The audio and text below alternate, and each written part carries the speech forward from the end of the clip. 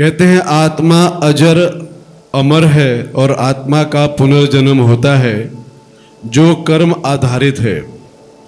कर्म अधिकांशतः मन द्वारा संचालित होता है, तो आत्मा और मन में क्या संबंध है और क्या मन सर्वोपरि है? अगर इस जन्म के बुरे कर्मों का फल अगले जन्म में भोगना पड़ता है तो इसमें आत्मा का क्या दोष है या आत्मा और मन एक ही है? इस प्रश्न में सीधी सीधी दो बातें जानना चाहते हैं प्रभात जी। मन और आत्मा में क्या संबंध है? वास्तव में आत्मा है क्या? आत्मा है वह चेतना जिससे इस शरीर में चैतन्य है, कॉन्शसनेस है। अगर कॉन्शसनेस नहीं है तो शरीर शरीर ही नहीं है। तो वो जो कॉन्शसनेस है, वो जो चेतना है, उसी से शरीर सक्रिय होता है और उसी से आपका ब्रेन सक्रिय होता है। ब्रेन की फंक्शनिंग को कहते हैं मन। मन कोई हिस्सा नहीं है आपके शरीर का। मन is a by product of the functioning of your brain. तो आपका ब्रेन, आपका शरीर सक्रिय कैसे होता है? चेतना से। और फिर आप कह सकते हैं कि इसमें मन और शरीर को जो चेतना से सक्रिय होती है, तो चेतना के यानी आत्मा के, आत्मा अच्छी या बुरी होती है, मन अच्छा या बुरा होता है, या दोनों में क्या प्रभाव होता है? अच्छा और बुरा। चेतना तो निर्धूम है, निर्दोष है। कैसे ये प्रक्रिया पूरी होती है, इस संबंध में एक छोटा सा उदाहरण देना चाहता हूँ। जैसे हाइड्रोजन और ऑक्सीजन को मिलाते हैं तो क्या बनता है? पानी। लेकिन इसमें इलेक्ट्रिसिटी का होना जरूरी है। इलेक्ट्रिसिटी कैटलिक एजेंट, होता कुछ नहीं है उसमें। आप देखेंगे तो हाइड्रोजन और ऑक्सीजन में इलेक्ट्रिसिटी कहीं नहीं है, लेकिन इलेक्ट्रिसिटी की उपस्थिति वैज्ञानिक कहते हैं हाइड्रोजन को ऑक्सीजन बनाने के लिए जरूरी है। वो कैटलिक एजेंट। तो आत्मा एक कैटलिक एजेंट है जिससे आपका शरीर और आपका मन सक्रिय होता है। एक बात। दूसरी बात, जब आपकी चेतना शांत है, स्थिर है, उस अवस्था में मन होता ही नहीं। उसी को कहते हैं विचार शून्यता। और जब आपकी चेतना उद्विग्न है, तब पैदा होता है मन। मन और कुछ नहीं है। जैसे समुद्र में लहर उठती है, तूफान आता है। समुद्र की लहर और समुद्र में क्या संबंध है? जब लहर नहीं होती तो समुद्र शांत है। समुद्र में अगर तूफान है तो लहर उठ रही है, अन्यथा लहर नहीं उठेगी। लेकिन समुद्र के बिना लहर नहीं हो सकती। समुद्र के बिना लहर नहीं हो सकती। लेकिन जब समुद्र स्थिर हो जाता है तब लहर नहीं हो सकती। इसीलिए जब हम कहते हैं विचार शून्यता यानी लहर शून्यता, यानी आप आत्मा में स्थिर हो गए।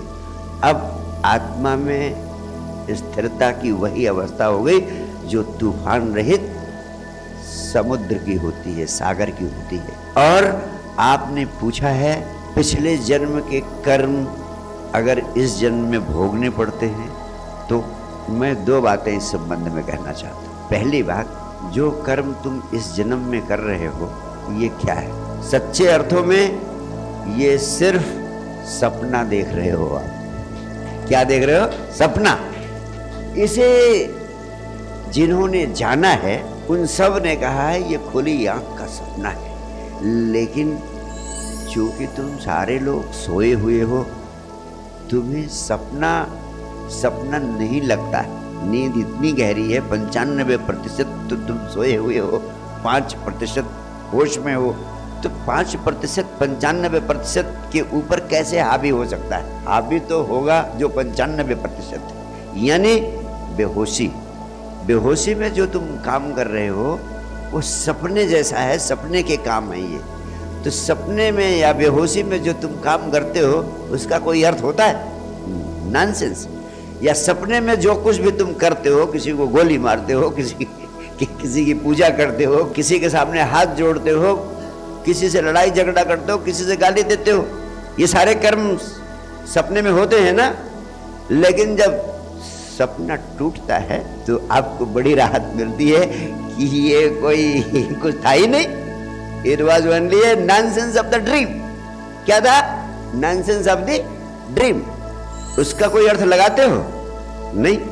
तो जो समझदार लोग हैं उनका कहना है कि ये जो तुम सपने में कर रहे हो, मैं वो, जिसे भी तुम सुख दुख हानि लाभ हिंसा अहिंसा समझते हो, ये सब क्या है?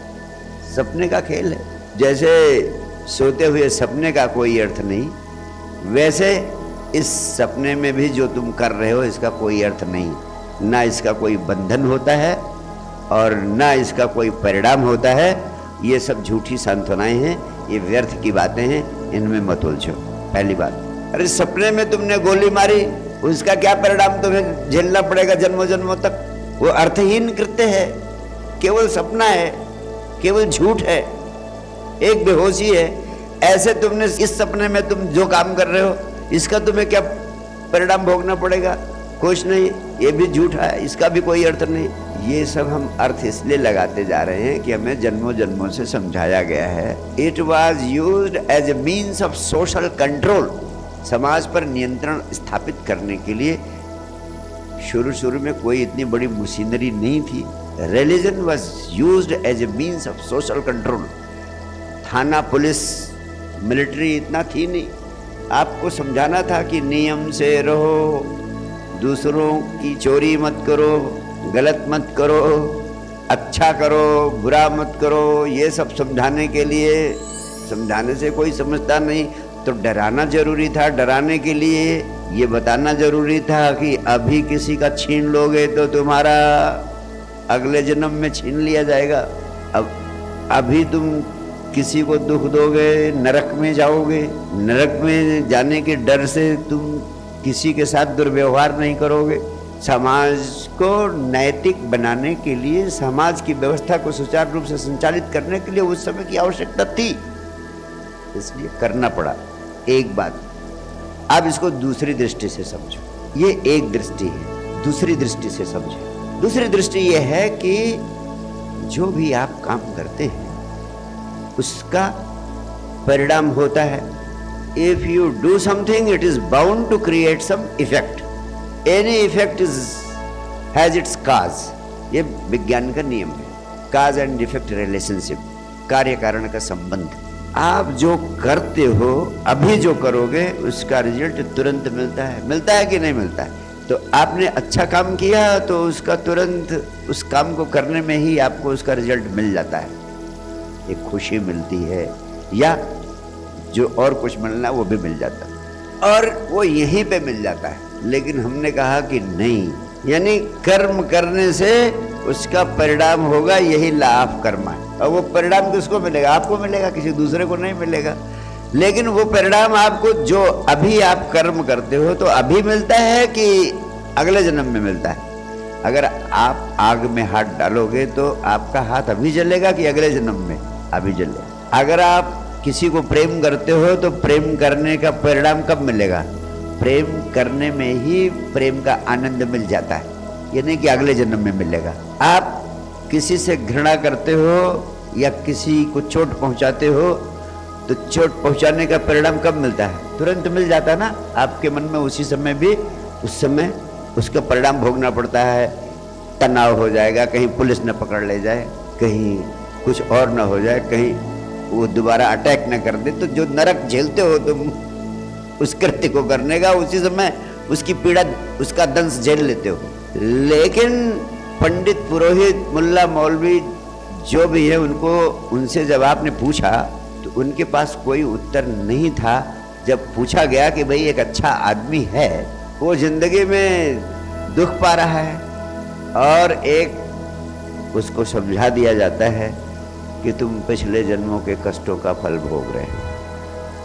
अब वो बगावत नहीं करेगा, अब वो अपना हक नहीं छीनेगा। उसको बता दिया गया कि तुम पिछले जन्मों के कर्मों का फल भोग रहे हो। वास्तव में कर्म का सिद्धांत 100% सही है कि अभी कर्म करते हो, अभी उसका फल मिल जाता है।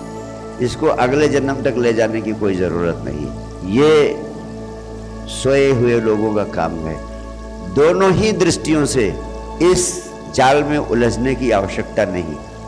अच्छा कर्म करो, अच्छा कर्म को करने में तुरंत फल मिल जाता है। अच्छा, आपने किसी की सहायता की, उस सहायता करने में ही आपको एक आनंद की अनुभूति होती है और वो आपको तुरंत फल मिल गया।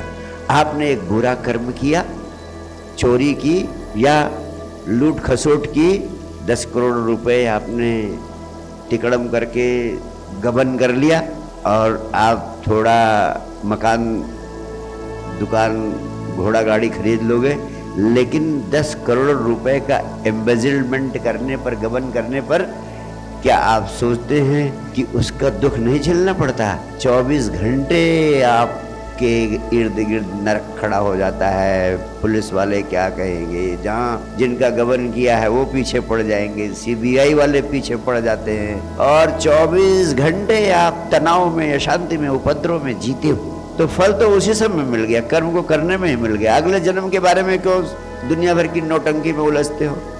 वो फालतू की कल्पना ही। उनका कोई प्रमाण देता है? कोई खाली कहता है मान लो। क्यों मान लो? मैं कहता हूँ जिन जाना तिन मानिया, जो जानो वो मानो। कर्म का सिद्धांत सही है, जैसा करोगे उसका वैसा फल मिलेगा। What you sow, so shall you reap। और वो अभी काट लेते हो तुम। मैं तुम्हें अतीत काल और भविष्य काल के जालों से मुक्त करना चाहता हूँ। क्यों? क्योंकि वर्तमान में साक्षी भाव से जीना सिखाना चाहता हूँ। बहुत बहुत प्यार, बहुत बहुत आशीर्वाद।